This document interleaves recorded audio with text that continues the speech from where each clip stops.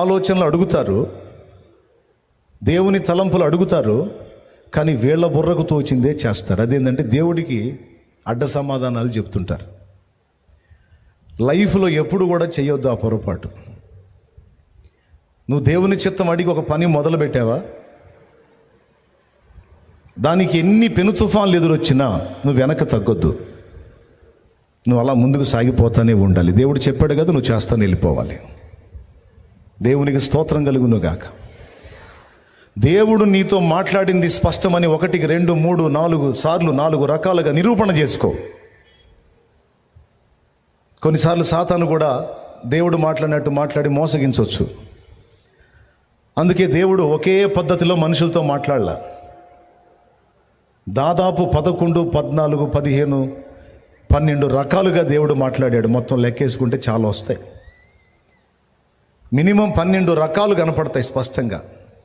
అన్ని రకాలుగా మనుషులతో దేవుడు మాట్లాడాడు. ఒకే పద్ధతిలో ఒకే విధంగా మాట్లాడలా. రెండవది, ఏదైనా ఒక విషయాన్ని గూర్చి దేవుని చిత్తం అడిగేటప్పుడు నువ్వు 1, 2, 3 సూచనలు అడిగినా దేవుడు కాదనడు. పని తీవ్రతను బట్టి, పని యొక్క సీరియస్నెస్ని బట్టి నువ్వు 2, 3 సూచనలు అడగొచ్చు. దేవుడు మాట్లాడతాడు. 2, 3 సాక్షుల నోట ప్రతి మాట స్థిరపరచబడిన అన్నట్లుగా ఏదైనా ఒక అంశాన్ని గురించి దేవుడి చిత్తం నువ్వు తెలుసుకోవాలనుకున్నప్పుడు 2, 3 రకాలుగా కనిపెట్టి, ఆ 2, 3 రకాలుగా కూడా ఒకే విధమైన జవాబు నీకు వస్తే అప్పుడు నువ్వు ఆ పనికి దిగొచ్చు. మళ్ళా ఇంకొక సలహా కూడా ఏంటంటే, అది వాక్యానుసారం అయితేనే చేయాలి. 1, 2, 3 నిరూపణలు చూసుకో. 1. రెండవది, అది దేవుని వాక్యానుసారం అయిందా కాదా కూడా చూసుకో. ఈ 2 ఎరిగి అప్పుడు పనికి పూనుకో, లేకపోతే మోసపోయే అవకాశం ఉంది.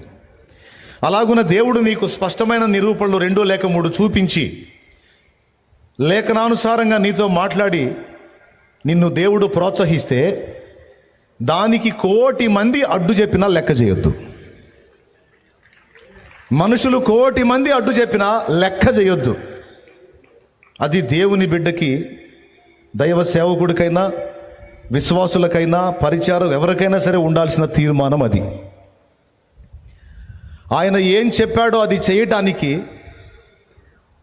పూర్తిగా విధేయత చూపి లోబడే మనసు ఉంటేనే నువ్వు ఆయన టచ్ చేయి. కానీ ఆయన అడిగి మళ్ళా అడ్డు చెప్పకూడదు. అలా అడ్డు చెప్పి దెబ్బతిన్న వాళ్ళు చాలామంది ఉన్నారు పరిశుద్ధ గ్రంథంలో. దేవునికి అడ్డు చెప్పకూడదు. ప్రభు దగ్గర